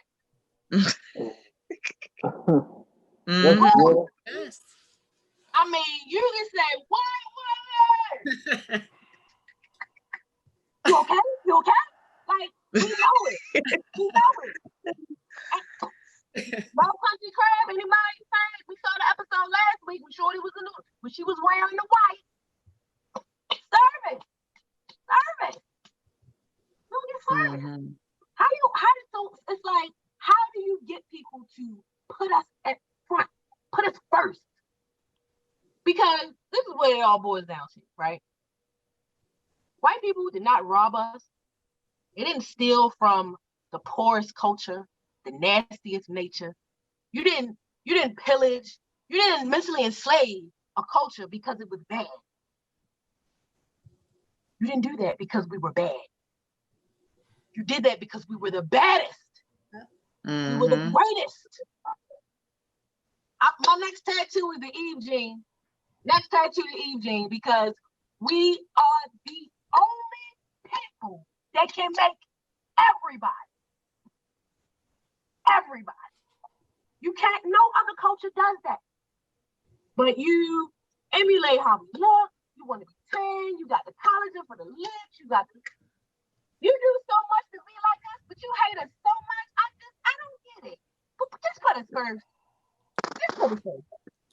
Because that's where we belong. And it's so much undoing of us and stripping of us. But it's all, you see it in every cultural appropriations commercial I see every day. Yeah. Nigga, what? Yeah, that's culture. That's our culture. But they say they ignore it. You got the little boys rapping and the good ass saying, yeah, that's us. But they selling the product. Just put us up. Let's just put us front. Put us first. Give us our dick. Let us just stand up on this board, baby. I mean, all of us. We gotta protect our women and protect our culture. At the table, and we need to keep having these dialogues in order for that to happen. Yeah. You know, just so that's how I'm gonna close that out. But you know what's so funny is, even though this isn't an old topic, we've been saying this forever, for years. It's very funny that this year has been the year for people to actually show their true colors of how they really feel about us. 2020. It's like, exactly. So it's like, it started with the Meg thing and the totally disgusting comments that I got or seen my friends post, as far as I can't believe that would happen, before we knew it happened. Can we just step back and just say that this woman got assaulted? Can you feel for that? You can't even feel for that. She's a celebrity. Her whole life is in the line. I'm gonna just say my opinions, and that's fact. That woman has network. Now, nobody said nothing about it. Right. So we already had to go with that. Then we had to give you the I told you so once everything came out, and you still don't apologize, being an ass. Then we turn around. We got the Brianna thing that's been ongoing. And the most disgusting John I saw, somebody shared a post that some dude said something about, I'm tired of hearing about this Breonna Taylor shit. Yeah, I heard that. And I said, what part is not? I didn't know it was supposed to be cute. I didn't know that that's how this works. Right. Then you got even famous Black men saying what the white man saying. Well, you know, her ex-boyfriend was a drug dealer. Right. So the fuck what? I wouldn't care if she was pushing weight. If she was a mule from Mexico with her titties full of coke, I don't care. She was asleep. So imagine you tonight in the comfort of your home, minding your business, me and my dog chilling. I got a puppy. And then a week from now, because it ain't gonna be told until a week from now, that something happened. And y'all know me now, y'all done met me. Y'all gonna hear this story that somebody then came in my crib unannounced, unprovoked, and for no reason, because to me, I don't know why you here. And something happened to me. But let me know what part of my past are y'all going to bring up that's going to make it sound like that was justified. Help me. Right. You know what I'm saying? Right. Then the whole Cardi thing. Let's take out the fact that it's Cardi B and the Migos or whoever. This is a woman who decided to leave her man because she was tired of being disrespected. But we gonna keep bringing up the fact that she used to be a stripper. We gonna just say, you know, she just made a whole song talking about what she don't do. It's a song. She gets paid for that. She got a whole check for that. So that's irrelevant to me. But, Why? I don't care. right. My You know what I mean? I'm just baffled that the forest and the tree logic is so real. Like, people do not see the forest. All they see is, I know this woman, or I feel like I know this woman because we've heard so much about her that I'm gonna base an opinion that is so messed up, and I'm gonna convince myself that it's true because I see other people agree with me too. But you're not setting aside the fact that take out the you know, all of that pretty stuff. It boils down to the very fundamentals, is that someone did something bad to a person who did not deserve it, and it just happened to be a Black woman. Now, how long we been saying this? I mean, come on, and I'm 40. Yeah. Let's, all the time. How long? Right. So it's like, we root for you. Don't, and please let me say this. I love my Black men. I love men, but I love my Black men. I love you in all your colors, your heights, y'all gorgeous. Y'all, boy, let me tell you something. Right. Right. But it's like, we will love you, and I mean love you. We love you so much that for those women that are in those relationships, will stay with you for 10 years after you done cheated on them, had babies on them, you know. Run with them, hold them down, do everything. Okay. I'm like, how many times how long you gonna be engaged? My 8 years? That's what we doing? For a man that obviously, if he wanted you, y'all would have did that already. Y'all got 80 kids, but that's your man. You hold him down, and I love it. But in a second, you gone. You don't have no value now. You done got used up. Now they found somebody else to do the same things you were doing, but in a prettier package, or just a different, you know, whatever. And it's like, damn, man, like, we've really been holding men down, holding the Black man down. We hold, let me see, when Martin Luther King got killed, Coretta was like the queen, right? Were y'all really talking about Coretta the whole time he was alive, though, other than the fact that she supported her man? You know what I'm saying? Betty Shabazz was that whole, you know what I mean? But y'all wasn't putting her in that limelight when Malcolm was alive. Right. It had to take for a man to die for y'all to see her. You know what I'm saying? Like, that's the part I don't understand is, first of all, I didn't get to answer that religious question. For me, I'm not religious, I'm spiritual. I am a person who believes that God is a woman, because we give you life, period. And I'm not going to fault nobody that think he a man, because I mean, shoot, I grew up in a Catholic, you know, family. My aunt taught me CCD. You know what I'm saying? Like, to really, you know, take communion and all that.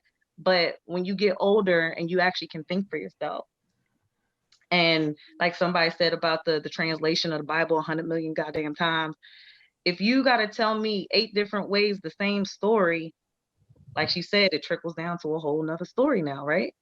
Now it's something totally different, and the whole purpose is different. Now, tithes isn't tithes. That's why they get paid with no taxes. You know what I'm saying? But the way that they treated us in the Bible was Old Testament, and they stuck with it. New Testament didn't really change that much either. It didn't even concentrate on us, except for what who was in the New Testament that was that was a woman that meant anything that was great. We're not going to talk about the missing book of Lilith. Does anybody know who she is? She was before Eve. You know what I'm saying? She was dismissed because she was her own woman, and they did not like that. She went about her own business. Nobody talks about the whole, how did the Adam and the apple and all that transpire? Y'all fought Eve for eating the apple, but not Adam for not telling her not to eat it. Help me. You know what I'm saying? So it's like, we will, like, what's the most common thing that people say about Black people is that we will suffer the most because we are supposed to be, you know, we're supposed to be the most blessed. We are supposed to, because we are God. You know what I'm saying? We are God. But really, women get it worse than y'all. So what does that really say? God. God is in all of us, yes.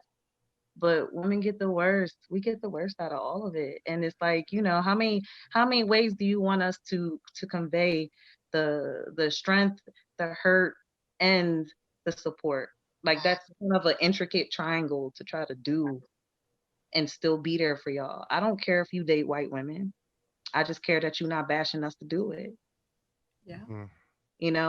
I don't mind if you don't date dark skinned women, but don't make it sound like because we dark skinned it's the problem. Like, you know what I'm saying? Like black women are black women. We beautiful. And I feel like men, there is a nice little percentage of men that really do appreciate us, but it's a sad thing that it's only a little percentage. And for those that don't see the same thing, I mean, it's hard to convert people to do the right thing or to do, It's a right, lot of us on the lives, though. I tell you that. right, right. A lot So on the lives. it's like for those that really do stand up for us, I love y'all. Like, you know what I'm saying? I love y'all. But I don't know how, or I don't have a great answer to how can we it's too many conversations to have for that. How does a man protect a woman in more than just physical? So It honestly has to start with respect. It gotta start with respect. You gotta respect a woman. You gotta learn her, and ultimately you gotta. She has to be your earth. If she's not your earth, you won't value her. So it comes down. It comes down to all of that. So we gotta.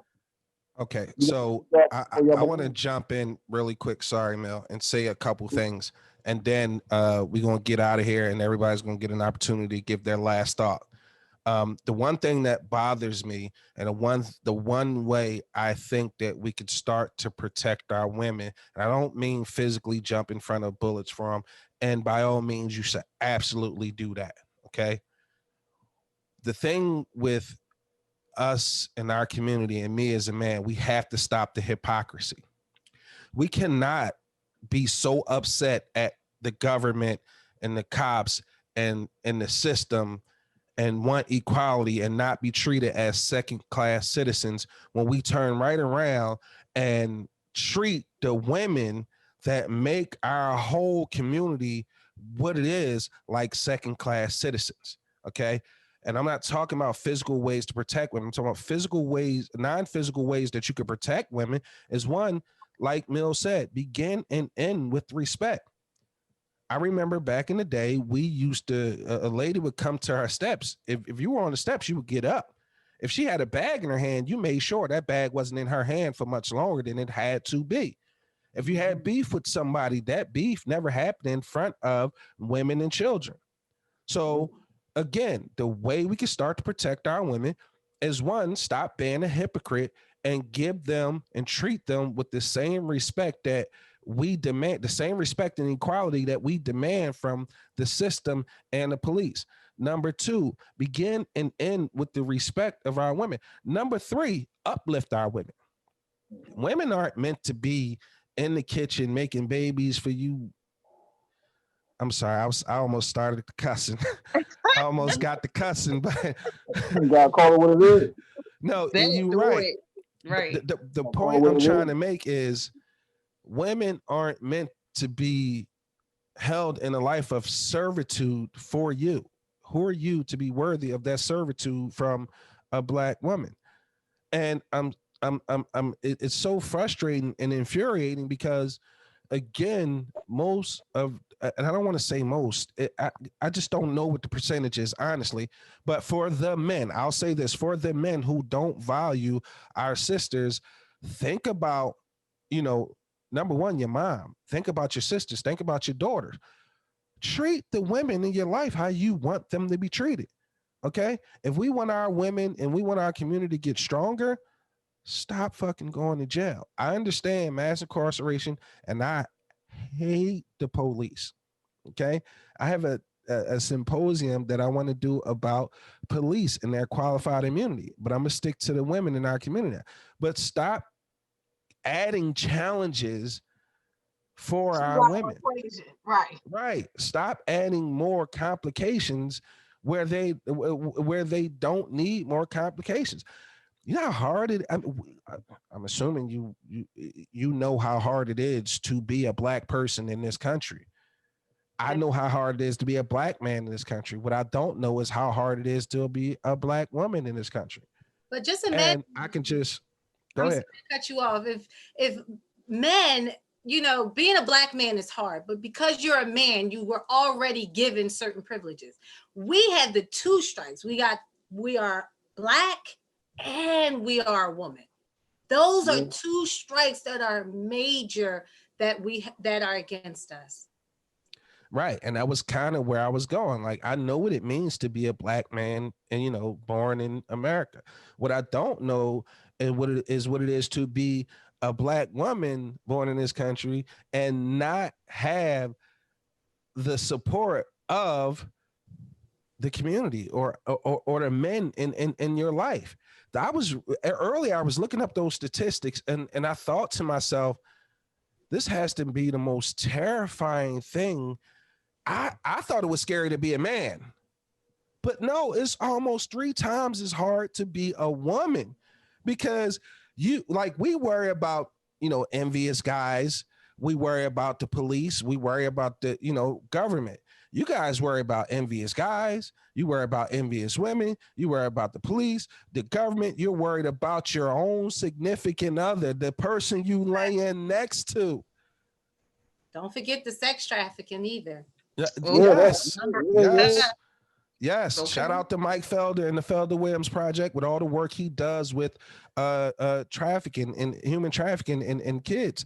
But what I did realize is that we have to figure out a way to change the narrative and change the behavior of the men in our community so that we can continue to thrive as a community. I wholeheartedly believe this next statement to be true. And I will argue it till the day they put me in the ground. We will never get anywhere until we understand the value of our women and put them in positions to help us. There is no way this community is going to win any war, any fight without the support of a black woman. And like Monica had spoke to earlier, women constantly, regardless of what the situation is, being mentally and physically abused, raped, tortured in some cases, kidnapped in some cases, and still find it in their heart. Meg Thee Stallion, for example, her initial reaction was to protect him. Like, yo, he got, you know, that's a brother. We got it. He got enough problem. I don't want to put that. But then she was put in a position to have to defend herself because we started blaming the victim. Now, to the point of her having to bring out her daggone hospital records. Her hospital stuff. Yeah. I saw that. And so my point is, and what I believe, again, what if she was a white woman? Listen, he would have been in cuffs that night. Even if she would have protected him and not said anything. Imagine they just left Kylie Jenner or whatever. Imagine if that was Kylie in that truck. Oh no. Absolutely. And she was protecting him, not saying a statement. Where would he be? He would have been in jail. He still would have been there. He still would have, or like you said, dead. So the whole point of this symposium is, let's just get on record how we do a better job of protecting our women. Now, this is, and I'm giving you guys, you know, on the panel the last thought, but like I said, we have to begin and end with respect. We have to stop the hypocrisy and treat them as equal. We have to make sure we're uplifting them and putting them in positions to win and to succeed. Because again, and I'll say this again, I don't care who's listening, our community cannot move forward as a people or a community if we do not treat our women better and put them in positions to win. We're going to start, I guess we're going to go around and start with Mel. Your final thoughts tonight on the symposium? My final thoughts will be, I think men as men, you got to stop not holding us accountable. You got to stop the bullshit. And we gotta call a fraud. And we gotta, at the end of the day, if we see something wrong, we gotta address it. You can't be afraid. We too much afraid now. We're afraid to stand up for what's right. So I think men have to learn and we teach ourselves to be men and to be the shield for our women. And that means all our friends, our mothers, our aunts. We just gotta do it, because if we don't do it, if we don't do it now, it's never gonna happen. So I think that you definitely you must love and respect our women and can't be afraid to let them lead. That's it. Agreed. Can't be afraid to let them lead. I agree. Monica. Okay. There is a young woman right now being raised to love herself, and then as she gets older, she's going to meet a man that's going to tell her she ain't shit. Stop being afraid of letting women love themselves and you accepting that. Because in order for her to love you, she loves herself first. Don't take it as it's to make you feel less than. In order for her to be your equal, she has to be greater than you. Talk that talk. You understand what I mean? So it's like, talk that talk. I really want men to understand what love is. And it's not just the feeling of intimacy with another person. I mean, to feel close to something so real that if it were to leave you, you feel like you died. Know what love is. Yes. Like, know what that is. Don't love your mom so much and then turn around and be calling, chicks bitches out here. Don't disrespect a woman and turn around and go, so you take it to bat for somebody else. But if it's somebody that you don't care about, you separate. Like, I want men to understand that the unconditional love that Black women have for, Black men, regardless of anything, doesn't change. We have never changed our stance on how we feel for Black men, even when y'all change on us all the time. So I feel in closing that love yourself, be open to someone who also loves themselves in order for y'all to love each other, and understanding, like this has been brought up plenty of times, about just raising your children up to know, the double standards do not need to exist. That is so old. And in 2020, I don't expect, the same treatment that was given back in the 70s, the 60s, on how women should be, and letting the man just be the man, be wild. And it's cute for a man. It's not cute for us. I just wanted to be equal. We're equals. Thank you. Jazz. Final thoughts. Thank you for having me. I really appreciate the forum you put together tonight. And I guess in closing, I think that everyone would do better or feel better if they just really heal that inner child. That you gotta start there. And create your own circumstances for yourself. But you gotta love yourself. No one's gonna come into your life until you love yourself completely, unequivocally, without shame, without guilt, without thinking what someone else thinks or feels. You matter. We're here. Everyone matters. And I think we can come together if we can undo some things that we believe and assume some new thoughts and really practice them together, collectively. That's really it. I don't want to be a repeating factor here, but I thank you so much. Thank you, Jazz. Spark, take us home. Stop getting in relationships with women and then competing. Like I've had relationships where I'm down for them and I'm thinking we building this empire, and the jealousy is not for another dude per se, it's against me because the way I move, because of the way yes, and they out there. You listen. That's a thing. That's a thing. It is out there. They like starting to try to do better, get better. You buy something, I'm like, yo, what? And I mean, some would say, oh, that's a bitch move and all of that. But internally, I'm like, yo, why are you competing with me? You know, they like, oh, you want to be the man, you want to do this. If I ask you once, I'm not asking you twice. The second time, I'm gonna do it myself. And that's where the competition. But just to answer your question and bring it home, I feel like it needs to start. Like, I'm from Philly, I live in the US. Everybody has to go to school.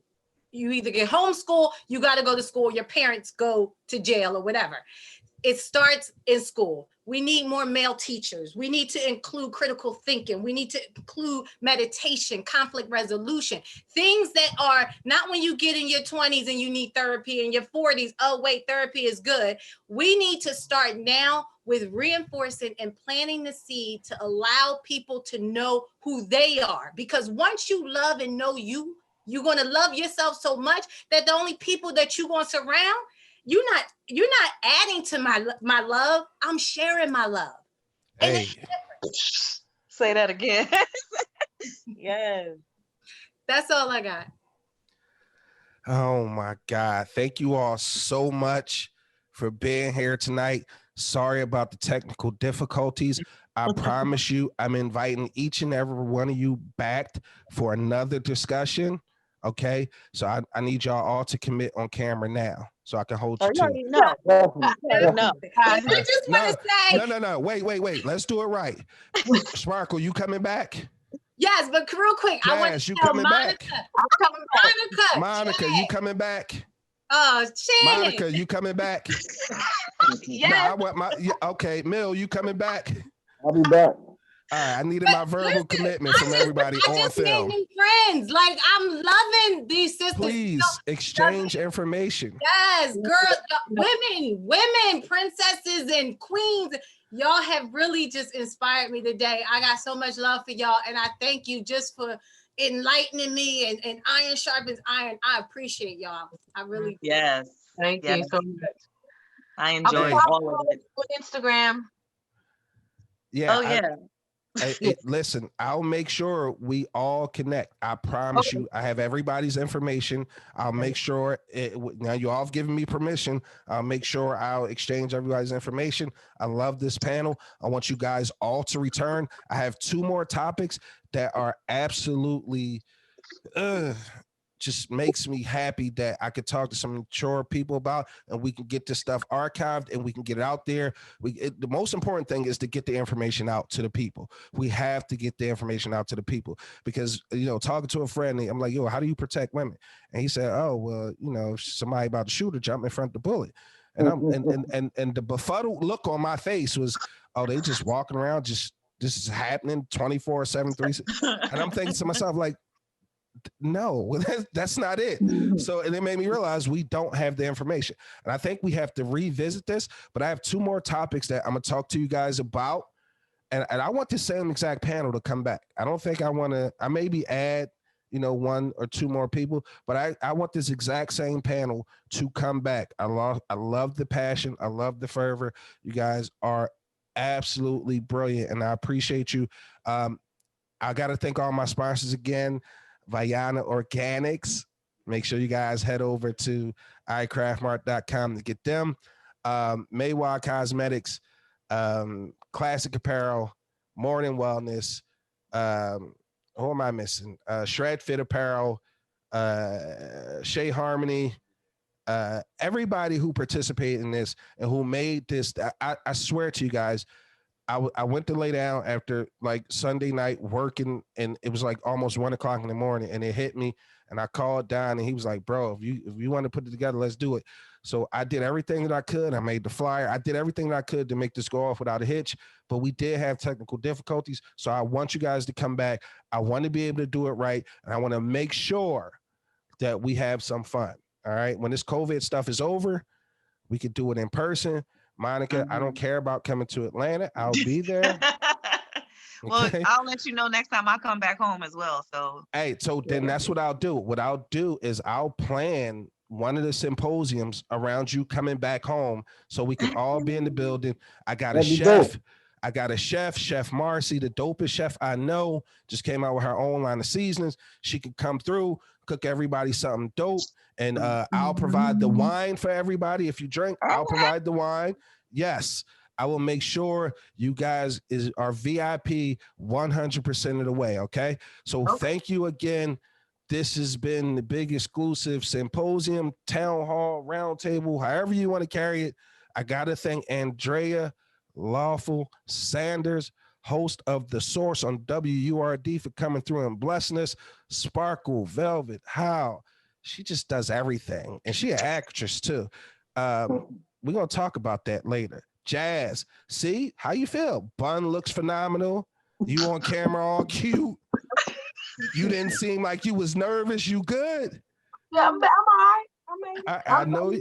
See, you killed it tonight. Miss Miller, you gonna sing us a song when we do our live. So. Oh man. Okay. Right? Yeah, you just committed on camera, so that's the expectation. All right, Mill, good brother. We'll definitely be talking behind the scenes. We have the same common goal and the same mission. So I will make sure that we get together and figure out how to move this conversation forward and how to get more attention to it so we can do better as Black men. Thank you guys all for coming through. And next time, no technical difficulties, but this was still a beautiful situation. The audio sounds good. We're going to match the video. And when I put the video up, I'm going to send it to you guys first. Okay. I love all you guys. I appreciate all you guys. Thank you. Make sure you guys out there and wherever you're watching this from, wherever you're seeing this, I thank you. I appreciate everybody who shared it. The comments I'll get to. But with that being said, we out. Thank you. Good night. Love you. Signing off.